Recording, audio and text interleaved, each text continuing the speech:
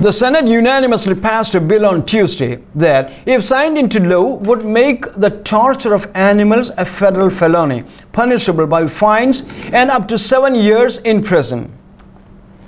A bill was unanimously passed in the Senate on Tuesday that, if signed into law, would make an animal cruelty a federal felony, punishable with fines and up to 7 years in prison.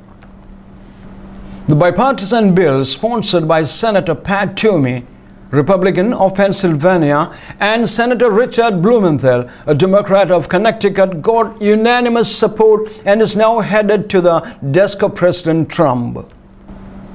The legislation, named the Preventing Animal Cruelty and Torture Act, is aimed at increasing the penalty for people who make so-called crush videos that show animals being crushed, burned, drowned, suffocated, or tortured. Women often appear in these videos, their faces shielded, stomping or impaling small animals with stiletto heels.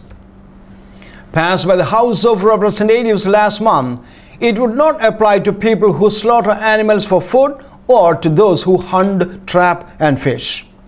There's no place in a civilized society for maiming and torturing animals, period, Mr. Blumenthal wrote on Twitter.